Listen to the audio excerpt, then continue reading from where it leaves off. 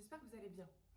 Alors, aujourd'hui, j'ai envie de vous parler d'une couleur ou plutôt d'une non-couleur dont il s'agit, non pas du blanc, mais du noir. Ok, donc le noir. Le noir. Vous avez été en fait énormément à me dire, il faudrait que tu parles du noir, je ne sais pas comment gérer, associer les couleurs, comment m'habiller en noir alors que j'en porte beaucoup, c'est toujours un peu compliqué. Ok, donc je me suis dit, ok, il y a un sujet, donc je vais vous parler du noir. Le noir. Le noir, il évoque des choses aussi positives que négatives. Mais quand même, la première chose à laquelle on pense quand on pense au noir, c'est au deuil. Et c'est pas étonnant parce qu'en fait, depuis l'Antiquité, on associe le noir au deuil, aux cendres, donc, au retour dans la terre, dans l'obscurité, les ténèbres. D'accord? Donc, c'est pas que c'était pas à l'époque quelque chose de très joyeux. C'était vraiment associé, c'était mortifère, c'était associé à la mort. Il faut attendre à peu près le XIVe siècle pour qu'il y a, comment dire, il y a une vague moraliste qui arrive à peu près au XIVe siècle. Les couleurs ne sont plus les bienvenues. Oui, le mot c'est pas vulgaire, mais c'est connoté négativement. Donc, les teintes sobres, et notamment le noir, deviennent les teintes qui sont privilégiées, qui sont plébiscitées. Et elles vont être portées par le clergé, mais aussi par les gens de la cour et la royauté. Et c'est là que le noir acquiert son côté luxe, son côté chic, qui a perduré aujourd'hui. Il avait quand même aussi ce côté très, parce qu'il y a le côté chic, le côté ostentatoire lorsqu'on le porte à la cour, sur des fourrures, sur des velours, très, très riches. Et en même temps, il a aussi ce côté assez janséniste quelque part, c'est-à-dire sobre, sage, à tel point que c'est, comment il s'appelle, Henry Ford, au début, il ne voulait faire que des voitures noires. Alors que ses concurrents faisaient des voitures de couleur, non, limite les couleurs c'était le diable. Donc lui il voulait faire que des voitures noires. Donc vous voyez tout ce qui transporte le noir, c'est assez rigolo. C'est en fonction des époques, en fonction des religions, en fonction des continents, parce que quand même, notamment la couleur du deuil, en Asie c'est le blanc, parce qu'on devient un être de lumière, donc c'est le blanc. Dans la culture occidentale, on devient cendre, donc c'est le noir. C'est quand même rigolo de voir ça. Bref. Le noir, c'est ambivalent. En fait, on en fait un peu ce qu'on veut. Et c'est aussi pour ça que c'est aussi pour cette nature aussi protéiforme que le noir est une teinte que la mode aime tout particulièrement. Parce qu'en fait, les créateurs, ils peuvent en faire ce qu'ils veulent. Donc, la mode et le noir, c'est comme ça. On pense tout de suite à la petite robe chic de Gabrielle Chanel, qu'il imagine dans les années 20-30. Quelque chose d'ultra épuré, ultra impactant, bam, une ligne, ça ment pas, ça envoie directement un message, c'est élégant, il n'y a pas de fioriture, c'est vraiment ce qu'on peut à l'époque et encore aujourd'hui définir comme la notion de chic. Il n'y en a pas trop, il y a juste ce qu'il faut, c'est l'essentiel en fait. Après, donc ça c'est les années 1920-1930 qu'on conserve. Hein. Et après, le noir reste quelque chose de chic, énormément porté par la gente masculine, mais aussi par les femmes, bon évidemment couleur du deuil. Mais c'est pas forcément la teinte la plus utilisée par les grands couturiers. Il faut attendre les années 1980 pour que le noir devienne l'apanage de cette élite un petit peu, voilà, cette élite mode, cette élite fashion qui aime le minimalisme, donc c'est Helmut Lang, c'est tout ça, qui aime le minimalisme, qui aime avoir un uniforme. Et donc là, les rédactrices de mode, les rédactrices en chef, tout ça, tout le monde est en noir, les designers ils sont en noir. C'est vraiment ça, les années 80, les années 90. En plus, on a ce côté pragmatique du noir qui, lorsque tu bosses comme ça dans des jobs où le soir il y a souvent des réceptions, eh bien, tu t'habilles en noir le matin, tu n'as pas grand-chose à changer le soir pour que ta tenue fonctionne. Une femme, si elle est en noir, elle garde la même tenue, elle met des escarpins ou elle met un bijou. Pour les hommes, tu mets un nœud pape. où enfin, tu rajoutes, ou tu roules, je sais pas trop pour les hommes, mais pour les femmes, le noir permettait des tenues 2 en 1, de partir de chez soi et d'aller à un cocktail sans avoir vraiment besoin de se changer, côté pragmatique. Le côté aussi, on est en noir, on peut se faire une tasse de café, etc. Ça se voit pas, ça se voit un peu, mais ça se voit moins que sur du blanc ou du gris ou du bleu ciel. Donc, depuis les années 80, le noir est vraiment très présent dans la mode et donc donc dans la garde-robe des gens. Tellement présent que c'est devenu une teinte où dont on a l'impression que c'est une teinte facile, que c'est une teinte fourre-tout, une teinte où on ne sait pas quelle couleur porter, on porte du noir parce que on a aussi cette croyance et qui est réelle, mais bon, il faut pas, elle a ses limites.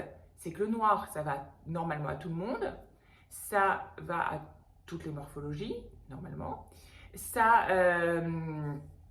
comment dire, ça absorbe la lumière, ça gomme les défauts, ça sublime les lignes, ça flatte la silhouette. Vous voyez cette idée-là, on a quand même l'idée de ce noir sublimificateur.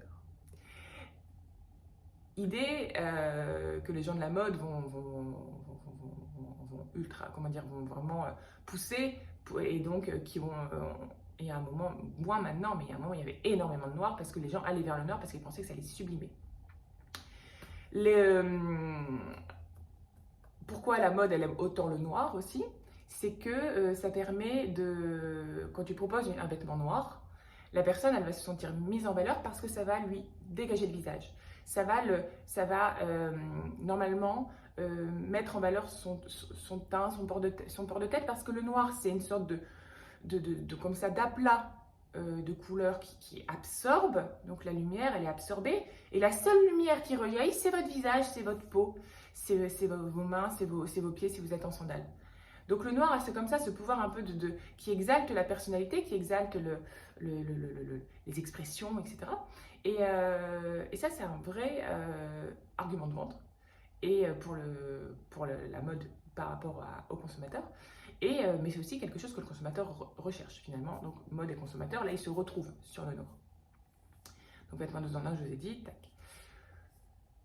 Sauf que, eh bien, comme tout ce qu'on croit être simple en matière de mode, c'est souvent l'extrême inverse. Et ouais, je suis désolée. Je suis désolée, en fait, le noir, on ne peut pas faire de l'à peu près. On ne peut pas faire de l'à peu près parce que, plus que tout, il exige de la qualité, il exige de la perfection et il refuse l'à peu près. Un vêtement noir, il doit être bien coupé, il doit avoir une belle matière. Si l'un des deux ne fonctionne pas, ça va tout de suite se voir et ça va faire cheap et ça va détruire la silhouette et ça va créer une imperfection vraiment importante. Dans la dégaine, on ne saura pas vraiment dire ce qui se passe, on ne saura pas dire pourquoi ça ne fonctionne pas, mais finalement c'est parce que le vêtement noir qu'on croyait être un basique, qu'on croyait être le truc qu'on peut enfiler avec tout, en fait non, s'il n'est pas, je vous dis, de qualité et bien coupé, il détruit tout. C'est la bête noire de la tenue. Donc là, je vais vous expliquer 2-3 petites choses en termes de look, où il y a des pièces noires, les choses à faire pour que la silhouette fonctionne. Tout d'abord, je vais vous parler des total looks noirs, c'est-à-dire qu'on est habillé tout en noir. Ça, c'est comment dire, ça peut être immonde, ça peut être insipide à mourir. Ça peut être passe-partout, genre invisibilité totale, c'est-à-dire comme les filles à Sephora qui sont habillées tout en noir, c'est sur le videur ou le serveur. Des fois, il a du blanc le serveur, mais vous voyez, quand c'est tout en noir comme ça, avec aucune recherche de volume, aucune recherche de texture, c'est juste un trait qui n'a pas d'âme. Et ça, on veut pas du tout. Nous, ce qu'on veut, on veut être on veut être un tableau de Soulage, si on a du peintre Soulage. Si on s'habille, si on choisit d'avoir un monochrome noir, on veut qu'il se passe des choses. Soulage, son tableau, il est tout noir, mais en fait, il n'est pas tout noir. Il y a 1 milliard de nuances. Et les nuances, elles viennent pas elles ne viennent pas du pigment de sa peinture. Non, elles viennent du relief de sa peinture qui va plus ou moins capter la lumière. Et nous, c'est exactement ça qu'on veut. On veut des textures, on veut des reflets, on veut des volumes qui bloquent la lumière et après qui la laissent passer. Vous voyez, on veut ça dans un monochrome noir. On veut que ça vive, on veut que ça se réponde, on veut qu'il y ait des choses, vous voyez. On veut pas que ce soit du noir, on veut que ce soit de la lumière. Il faut que ça soit pas terne. Si c'est terne, c'est foutu. Alors on peut avoir une pièce terne, mais dans ces cas-là, c'est pour qu'elle soit boostée par une pièce lumineuse, reflet, donc je sais pas, quelque chose à plume, un cuir ciré, vous voyez, il faut qu'il y ait du reflet, il faut qu'il y ait du télescopage de texture, il faut qu'il n'y ait pas de longues plages carbone. Ça fonctionne pas du tout. Ça fonctionne pas du tout, et puis c'est pas flatteur du tout, et puis on s'ennuie, et pour le coup, là c'est déprimant, c'est nul. Donc celui-là, c'est la peinture. Et une des femmes qui le faisait super bien, c'est mix and match de matière juste sur un monochrome noir. C'est Anne de Mester, créatrice belge, qu'on a dit gothique, mais si vous regardez bien ses silhouettes, c'est pas forcément complètement gothique. On a dit gothique parce que c'était tout noir. Mais en fait, c'est surtout un travail de superposition de différentes pièces noires venues d'univers différents. Mais c'est surtout qu'elle arrive à créer des silhouettes noires qui ne sont pas tristes. Il se passe 1 milliard de trucs. Il se passe en fonction le gant va être de telle matière, le haut va être de telle matière, les chaussures vont être de telle matière, le bas va être de telle matière. Et il y a au moins 4-5 matières différentes. Donc en fait, il y a 4-5 noirs différents. Et on a une silhouette qui existe. On a une silhouette qui raconte quelque chose. On n'a pas une silhouette qui se cache. On n'a pas une silhouette qui veut juste qu'on ne la voit pas, voyez. Ça, une silhouette qui veut qu'on ne la voit pas, bah déjà on la verra toujours, mais on verra quelque chose de moche, voyez. Donc si vous voulez pas qu'on voit votre silhouette, bah vous sortez pas de chez vous, mais c'est pas le but, hein. Mais ce que je veux dire, c'est que s'habiller pour pas qu'on nous voit, c'est le pire du pire du pire. Parce qu'on nous verra toujours, mais on nous verra comme la moins bonne version de nous-mêmes, d'accord? Il faut en avoir conscience, hein. On ne s'habille pas pour se cacher, parce qu'on se cache jamais. On se cache jamais. Moi, avant, je faisais ça. Je m'habillais pour me cacher. Quand j'étais ado, non pas ado, après, j'ai fait de l'anorexie, après j'ai fait de la boulimie, tout ça. Je m'habillais pour me cacher. Mais c'était pire que tout. Après, tu vois les photos, tu te dis, mais en fait, t'as un sac. En fait, il faut pas s'habiller pour se cacher. Il faut s'habiller pour s'amuser, pour révéler quelque chose, pour raconter quelque chose. C'est un jeu. C'est vraiment un jeu. Bref. Donc, ce que je vous dis, c'est l'idée de mixer les matières. Marc Jacobs, il l'avait fait quand il bossait chez Louis Vuitton. Des plumes corbeau, quelque chose d'un peu plus mat sur le bas. Dries Van Noten, une robe noire avec aussi des plumes comme ça, satinées, qui permettaient vraiment d'apprécier le côté opaque et mat de la robe pour après avoir cette explosion de plumes. Vous voyez, ça s'équilibre. Chez Givenchy aussi, quand c'était Riccardo Tisci, des cuissardes en cuir un peu verni, avec une robe avec des transparences. Tout ça, c'est noir. Mais c'est des voyages. C'est des voyages mélancoliques, romantiques, magiques. C'est pas triste une seule seconde, vous voyez. Et donc vraiment, vraiment, vraiment, inspirez-vous de ça. Enfin, allez voir Riccardo Tisci, il en avait fait plein. Anne de Meulemeester, certaines collections de Louis Vuitton. Chez Prada, elle fait pas mal de trucs comme ça. Allez voir comment ils mixent les noirs et vous allez vite comprendre que vous ne pourrez plus mettre un pantalon noir avec un pull exactement de la même teinte et des derbies noirs juste comme ça. Ça sera pas, c'est pas possible. C'est pas possible. Quand tu regardes un peu le street style, tu vois que des associations, des mix and match de noir qui fonctionnent bien, c'est tu mets un perfecto, donc tu as la matière du cuir. Déjà, tu as une matière, t'as quelque chose d'assez présent. Une slip dress satinée, des boots en cuir mat ou des baskets. C'est mieux les baskets. Vous voyez, on a 3 matières. En plus, on a 3 univers différents. Quintessence. Pareil, tu mets une grosse veste en shearling noire, bien volumineuse, avec un slim normal, noir, 7/8e, boots pointus, matière, avec une matière intéressante, de la dentelle ou du effet croco. On a 3 matières. On a du volume sur le haut, un contraste de volume, ça c'est hyper important aussi de faire jouer les volumes quand on est sur des tenues monochromes. bah, il y a plein de choses. Dès que, en fait, quand vous choisissez une pièce noire, il faut qu'elle ait du caractère. Il faut que, si c'est un t-shirt, il faut qu'il soit vraiment bien, qu'il ait du tombé, qu'il ait un bon grammage. Si c'est une jupe, il faut qu'il y ait quelque chose qui se passe. Si c'est juste une pièce noire, une sorte de basique, euh, juste bof, et ben, ça sera bof et ça fera bof sur toute votre tenue. Et aussi, c'est hyper important. Hyper important parce qu'on est d'accord que le noir de base, il absorbe la lumière.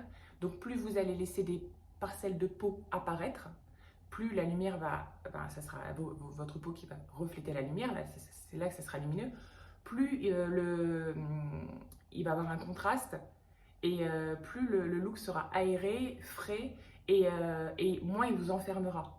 Donc dès que vous pouvez laisser de la peau apparaître, allez-y. Et ça me fait ma transition avec le fait que le noir, même si on n'y pense pas forcément, c'est vraiment un truc, une teinte estivale à porter en été.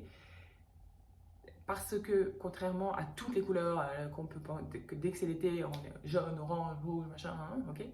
C'est un peu, comment dire, téléphoné. Le noir, on y pense moins. Alors que si on prend une robe couvrante, couvrante longue, avec un vrai décolleté, d'accord, noir, on laisse apparaître donc la peau du décolleté, les bras, les sandales, donc peau des pieds.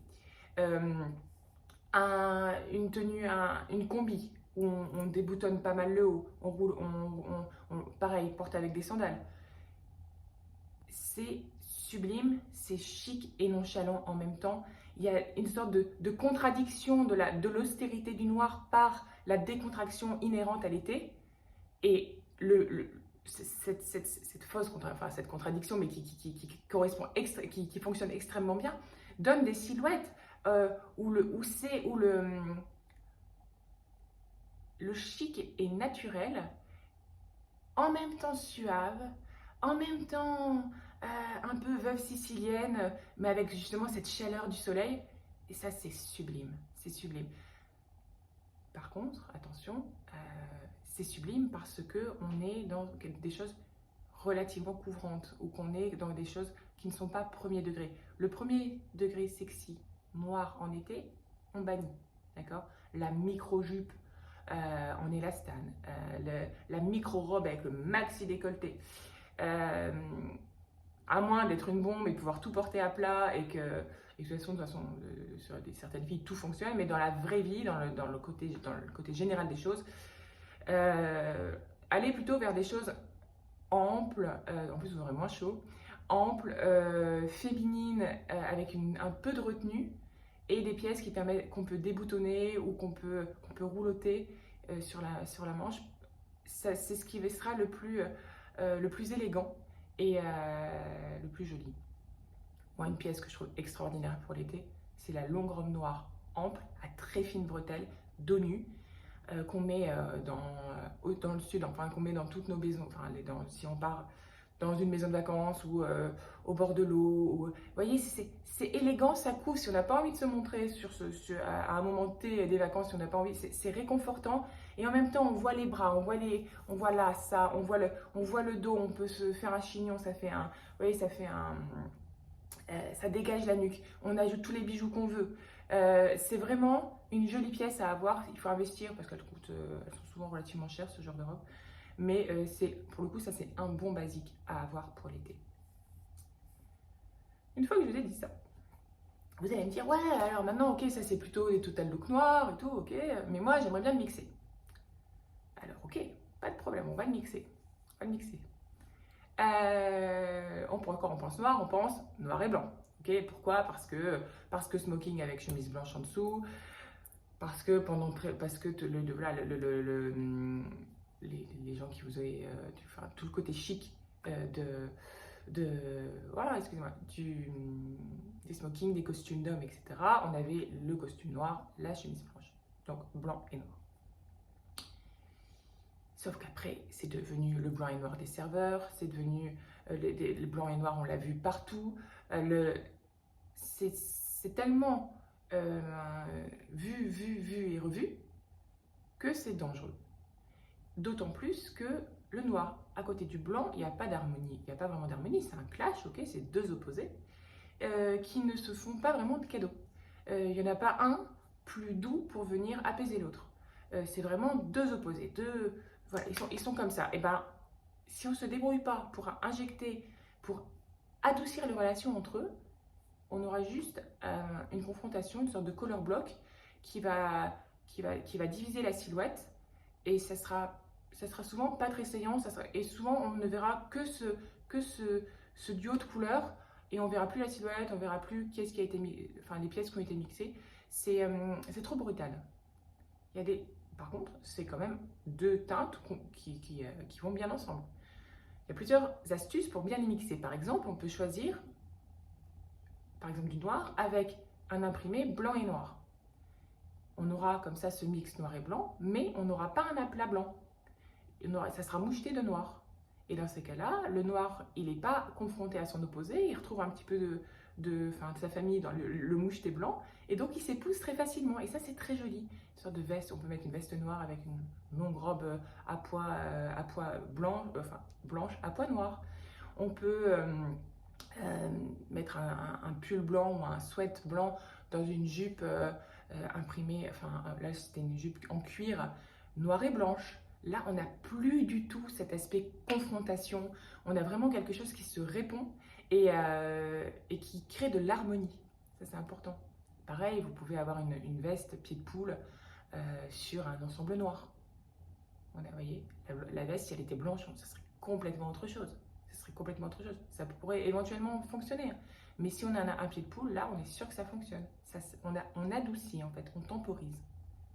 Si vous voulez vraiment avoir deux entités colorées, vraiment opposées et pures, entre guillemets, essayez de leur donner de la vie et de ne pas avoir juste une confrontation brutale. Essayez par exemple, si c'est un pantalon noir, le haut, que ça soit une maille blanche ou blanc cassé, avec du volume, avec des torsades, qu'il se passe quelque chose, qu'il y ait de la texture, que ce ne soit pas juste deux aplats.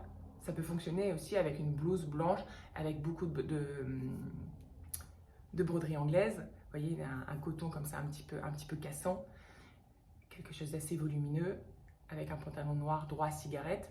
Ça fonctionne parce que la matière prend le rôle de l'imprimé noir qu'on avait avant. Vous voyez, l'imprimé noir dans le blanc, il permettait de fluidifier la chose, d'éviter la confrontation. Et bien là, la matière, la texture va permettre de fluidifier le duo.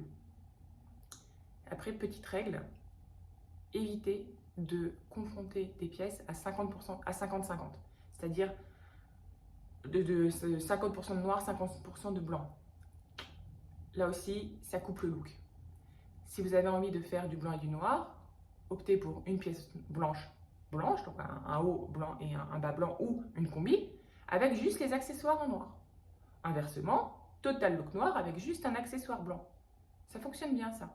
Et on a cet esprit noir et blanc, ce n'est pas indigeste, c'est pas brutal, c'est sophistiqué et là, on s'approprie ce duo.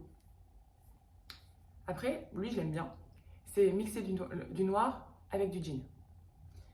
Donc jean délavé en bas, brut, ce que vous voulez, avec un top noir, un top ou une veste. L'idée, là, c'est de confronter le noir qu'on va choisir dans sa catégorie tailoring, dans sa catégorie sophistiquée, dans sa catégorie classique, pour pouvoir le télescoper avec du denim casual. Et là, on a donc un noir, un aplat, le jean qui est quand même une matière texturée. Donc là, déjà, on a quelque chose qui se passe. Ensuite, si vous prenez un blazer un peu barre, vous voyez, bam, super élégant, avec un jean, on casse le côté trop élégant, on a du casual, on met des petits escarpins noirs qui vont rappeler la veste. La veste ou le pull moulant, col rond, ou le blazer avec le t-shirt bien coupé en dessous. C'est vachement joli, c'est hyper efficace. Et c'est vraiment ça, c'est vraiment des tenues qui... vous pouvez aller partout avec en fait. Vous pouvez aller au boulot, vous pouvez aller boire un verre, vous pouvez aller à un rendez-vous Tinder, vous faites ce que vous voulez, vous voyez. Vous pouvez aller acheter des oranges, vous faites ce que vous voulez. Donc ça, c'est vachement bien, jean plus noir. Après, on arrive au fameux noir et bleu marine. Mon Dieu, mon Dieu, mon Dieu. Quand j'étais plus petite, le nombre de fois où on m'a dit tu ne peux pas associer du bleu marine et du noir, c'est pas possible. Et même moi, je me rappelle de poser mon slim cimarron sur le dos de ma chaise et de voir avec quoi je pourrais l'associer. Et j'avais un pull bleu marine. Et je me disais, mais jamais, ça se fait pas, ça se fait pas. Bref. Après, moi, j'ai commencé à écrire pour la mode il y a maintenant un peu plus de 10-12 ans. Et là, il y a 10-12 ans, ça a commencé à changer ce truc bleu marine plus noir. Et maintenant, c'est complètement OK. Et ça fait sens. Parce que le bleu marine n'est pas, comment dire, c'est une couleur, c'est une teinte relativement neutre. Et vu que le noir c'est neutre, ça peut se mixer. Donc, pour bien les mixer, il suffit d'imaginer que que le bleu marine c'est une variation du noir. C'est-à-dire que vous faites un camailleux. Vous faites un camailleux de teinte. Et j'ai déjà dû vous le dire, mais pour que les camailleux fonctionnent bien, il faut qu'il se passe des choses dans chacune des pièces.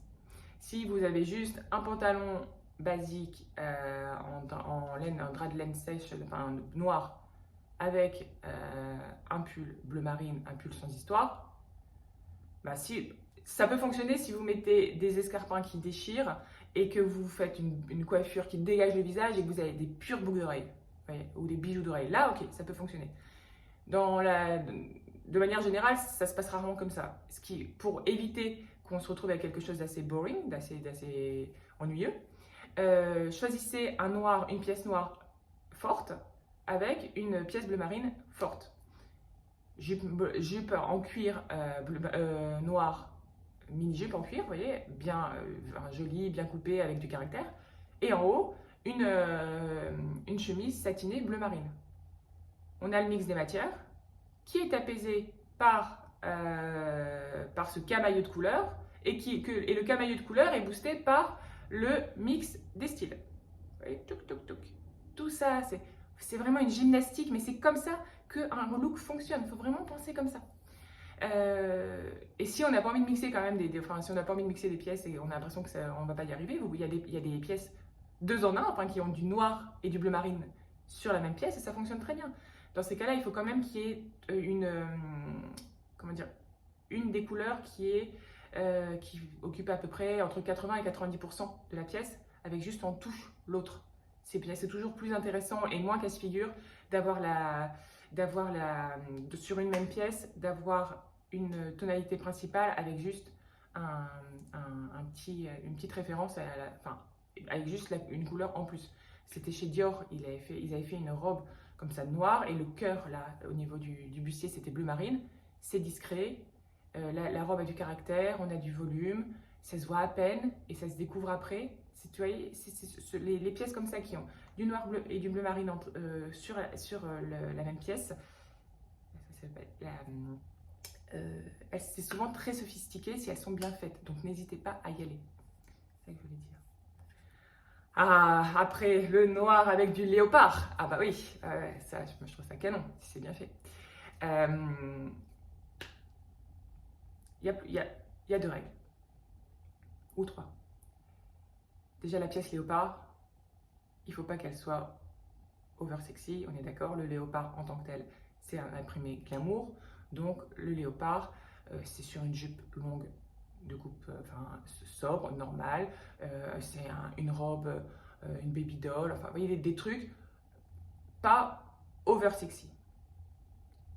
Plus la pièce léopard va être féminine, plus il sera intéressant de lui marier une pièce noire au minimum casual, au mieux masculine.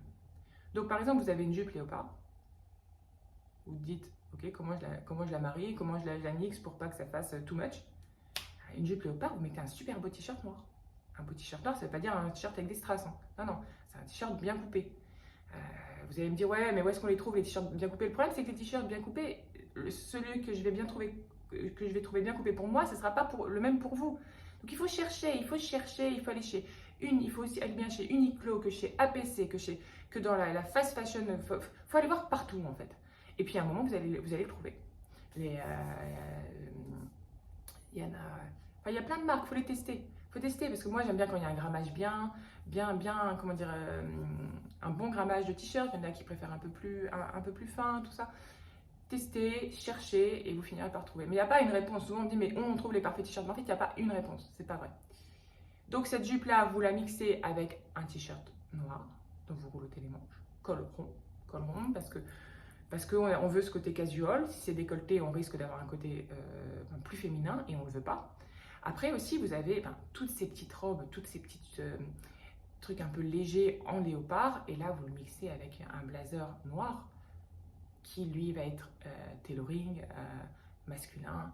Et on va complètement casser le côté trop féminin. Et on a un mix noir-léopard qui se marie de base très bien parce que dans le léopard, il y a du noir. Donc n'hésitez pas, mais faites attention à ne pas mettre deux pièces ensemble de même genre. Pas deux pièces sexy ensemble, pas deux pièces casual ensemble.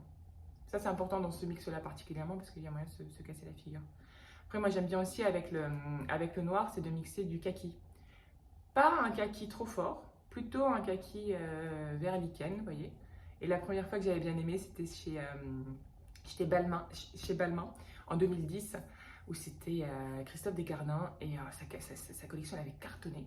Ça avait cartonné, ça avait beaucoup fait parler parce qu'il avait proposé des t-shirts comme ça, kaki light, déchirés. Et je pense que le t-shirt déchiré c'était 900 €, si je me souviens bien. Bref, ça avait beaucoup fait parler. Mais le fait est qu'il avait mixé du cuir avec du vert lichen. Et ben c'est très joli. Pourquoi ça fonctionne aussi bien? Et ça fonctionne encore aujourd'hui. Moi j'en ai vu pas mal dans les revues street style où on a un mix de vert mousse, de vert kaki qui sont rehaussés de noir. Pourquoi ça fonctionne bien? Parce qu'on a des couleurs organiques.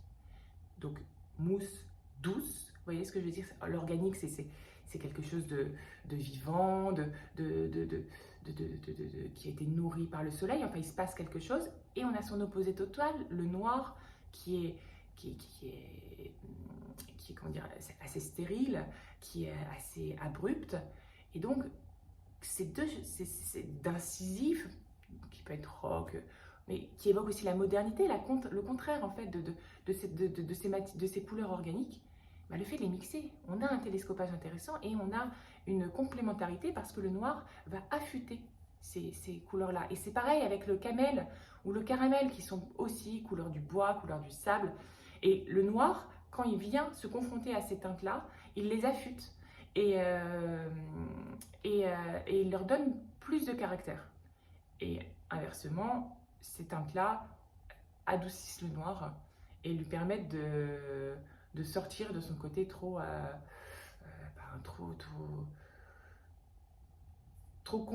contemporain, triste. Vous voyez ce que je veux dire? Donc c'est vraiment voilà, c'est tout ce qui est dans le camel, caramel, kaki, tout ça, ça se mixe bien avec le noir. Faites gaffe au marron. Marron noir, moi j'ai toujours un peu de mal. Prada l'a fait, d'autres créateurs l'ont fait. Ça, je trouve que si on a vraiment du marron, il vaut mieux aller vers du bleu marine. Ça sera plus joli avec du bleu marine qu'avec du noir. Le noir et le marron ont tendance à s'éteindre mutuellement. Alors après, si on ajoute une troisième couleur, why not? Si on fait un caméléon marron avec une touche de noir, pourquoi pas? Mais je pense que ça sera quand même toujours plus joli avec du bleu marine. Petite chose pour tout ce qui est teinte camel, elles sont hyper bien mixées avec du noir mais délavé. Vous voyez, le noir javelisé. Ça s'harmonise très bien, ça casse le côté classique du camel, ça donne de la densité au mix global. Et donc le noir délavé va tirer légèrement vers le gris, vous voyez. Ça c'est vraiment à essayer, ça fonctionne très bien. Évidemment, on peut marier le noir avec le gris, mais ça, c'est un peu une évidence. De manière générale, si vous faites noir plus gris, eh bien, il faut que vous ayez des jolies matières. Et plutôt aller vers un... Comment dire, éviter que le gris et le noir soient trop proches. Éviter le gris anthracite, par exemple. Ça peut vite faire triste. Mais bon, ce que je vous ai dit pour le bleu marine, ça fonctionne aussi avec le gris en fait. C'est un peu, c'est pareil. On parle de camailleux, on parle de teintes très très proches. Après, il y a l'idée de les mixer avec d'autres couleurs, avec avec des vraies couleurs entre guillemets. Enfin, moi, je suis pas fan. Je suis pas fan parce qu'en fait, on a, quand par exemple on le mixe avec du rouge, on a deux couleurs qui veulent rien lâcher et qui vont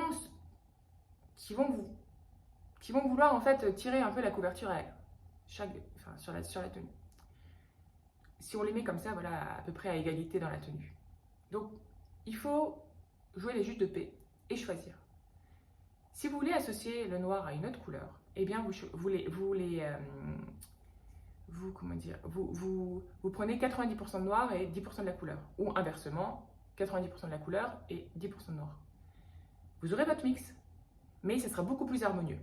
Par exemple, le noir, rouge plus noir, si vous associez un bas rouge et un top noir, on ne va voir que ça, on ne verra plus votre visage, ça va juste être waouh, et ça va être un peu violent et ça sera même pas forcément très agréable à regarder. Par contre, si vous faites une tenue noire, bas, haut et noir, plus un bijou rouge ou des baskets rouges ou quelque chose de rouge mais en touche, et bien là, on a quelque chose de sophistiqué, on a quelque chose de subtil, on vous regarde, on voit un ensemble, on ne prend pas une claque visuelle dans la figure, mais on a quelque chose qui est agréable à l'œil et de fin, vous voyez. Et ça évite en plus par rapport au noir, comment dire, ça révèle le monochrome noir. Si vous n'avez pas parfaitement fait votre monochrome noir avec toutes les textures et tout ça, le fait de le booster avec un élément de couleur, eh bien, ça va un peu détourner l'attention. Et ça lui ajoutera du caractère de manière générale à la silhouette.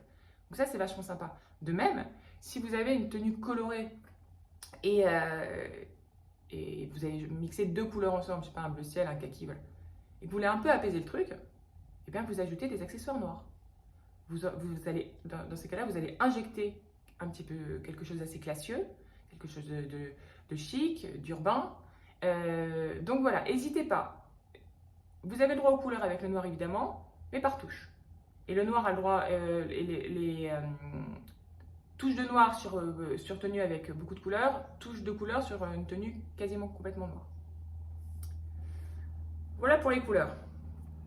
Après, deux, trois petits trucs que je vais vous dire sur le noir, c'est que, enfin c'est plutôt un récapitulatif, on montre au maximum la peau. C'est pour ça que c'est bien de le porter en été. On déboutonne, on roulotte là. On montre vraiment, vraiment au maximum, surtout la peau, surtout quand elle est bronzée, le mix peau bronzée noire, c'est sublime. On opte pour des très belles matières. D'accord. Mais une très belle matière, ça ne veut pas dire une matière qui coûte 1 milliard d'euros. Non, c'est une matière qui est agréable au toucher, où dans la matière, sans même faire ça, regarder le vêtement en face de soi, en le prenant en boule, vous voyez, dans sa main, il se passe quelque chose. Ben là, vous dites, ok, ça c'est une matière intéressante. Ça c'est important. Donc on pense matière, on pense volume. Pour le noir, vous pouvez vous le permettre. Le noir, il apaise, donc vous pouvez vous permettre des excentricités que vous ne pourriez pas vous permettre avec des couleurs plus fortes. Le noir va permettre d'avoir une jupe hyper volumineuse, d'avoir une veste avec une coupe très cintrée et puis qui part vraiment voilà, en mode veste barre. On va, vous voyez, jouer avec les volumes. Regardez Yohji Yamamoto, regardez Comme des garçons. Souvent, ils font des trucs de fou et ça passe parce que c'est en noir. Donc, pensez volume, pensez ligne. Comment dire, une pièce noire qui est parfaitement coupée. Il n'y a pas besoin de... je regardais, c'était quoi? C'était... je sais plus ce que j'ai regardé comme documentaire sur Saint-Laurent, je sais plus. Mais c'était une cliente qui montrait une robe noire et la robe était d'une simplicité incroyable. Et elle l'a enfilée, elle disait, mais en fait, c'est la ligne qui fait tout. Et le noir, comment dire, c'est un écrin. Et une ligne parfaite, plus une tonalité carbone réglisse, bah, ça fait souvent les plus beaux des vêtements. Donc voilà. Et donc privilégier les jeux de volume et, ouais, et voilà, volume dans la pièce, mais aussi mixer un haut volumineux avec un bas très étroit, un bas hyper large, un pantalon hyper large avec un haut plus skinny voilà, plus small, quoi, plus étroit, plus, enfin, vous voyez ce que je veux dire. Jouer plus, comment dire, un total look noir, il faut qu'il se passe des choses. Donc, on a effectivement le truc l'idée des textures, mais le fait de confronter sur la même tenue différents volumes, ça va être hyper intéressant. Donc, pensez large sur le haut, court sur le bas, ou large sur le haut, étroit sur le bas, très long sur le haut, très fin et peut-être un peu cropped. Et ça en tête. Voilà, voilà. Et oui, ce que je vous disais, quand vous allez choisir vos pièces noires, choisissez-les de caractère. Si vous aimez faire des total look noirs, il faut investir dans un pantalon en cuir noir super bien coupé, plutôt 7/8e, assez droit. Il faut investir dans un perfecto, dans un kawaii noir, dans des escarpins noirs très décolletés, dans une veste de smoking avec un revers satiné, pantalon en cuir, un pull en grosse maille noire. Vous voyez ce que je vous dis? Ça, c'est les pièces qui vont être des game changers dans votre total look noir. Un caraco en soie, en satin satiné, une chemise noire en soie. Voilà. Voilà pour ce que je pouvais vous dire pour le noir. J'ai été longue, donc je vous fais un petit truc que j'ai aimé rapidement. C'était la couverture du L du 24 décembre, enfin de décembre, où il y avait Jacques Mus qui posait avec sa grand-mère. Et là, il y a eu un article je sais pas, sur le site de Elle, je pense, qui parlait en fait du fait que les grand-mères étaient de plus en plus mises en avant, mais qu'elles restaient quand même dans le stéréotype de la grand-mère, genre Mamie Nova. Mais que c'était un phénomène de société, que là, depuis le Covid, on mettait un peu les grand-mères on y faisait un peu plus attention. Et phénomène de société ou non, ça, moi, je trouve ça plutôt chouette. Et je trouve ça plutôt chouette parce qu'en fait, dans la vie, on peut lire des bouquins, on peut regarder des films, on peut aller voir des expos. Mais un des trucs auxquels on ne pense pas forcément tout le temps, c'est de discuter avec nos anciens pour savoir comment c'était avant, pour savoir ce qu'ils pensent de comment ça se passe aujourd'hui, quel est leur regard d'aujourd'hui, quel est leur regard avec tout leur passé sur maintenant, Et en fait, ça, c'est d'une richesse incroyable. Et ça vaut, à mes yeux, beaucoup de bouquins et beaucoup d'expos. Et moi, j'en fais l'expérience depuis 1 an et demi, c'était que moi, j'ai plus de grand-mère. Mais j'appelle la grand-mère de Julien, mon mari, qui a 92 ans, tous les lundis. On discute 1 heure à peu près. Et ce que j'apprends à son contact, c'est hallucinant. Et je vous dis, c'est hallucinant. J'ai appris des trucs sur la Seconde Guerre mondiale que je ne savais absolument pas. Enfin, c'est même pas des trucs d'histoire générale, c'est du vécu. Et elle a vécu la Deuxième Guerre mondiale enfant, donc elle me raconte plein de trucs. Moi ça c'est un peu cliché, mais elle m'explique plein de trucs sur la cuisine, enfin, des trucs que moi je sais pas faire, des sauces, des machins, des trucs. Et puis elle a son regard sur comment dire, sur la société d'aujourd'hui, sur ce qu'elle voit à la télé, et qu'elle compare avec ce qu'elle a vécu. Et c'est pas ni tout blanc ou tout noir. C'est ça qui est vachement intéressant, c'est qu'il y avait des trucs qui étaient bien avant, qui sont moins bien aujourd'hui, des trucs qui sont mieux aujourd'hui, qui étaient moins bien avant. Et d'avoir ce contact en tant que personne, en tant que maman, que femme de presque 40 ans, qui s'intéresse à plein de trucs, mais qui n'a pas, si je l'avais pas elle, tout ce qu'elle m'a appris, je ne saurais pas où le trouver comme info. Je l'aurais pas.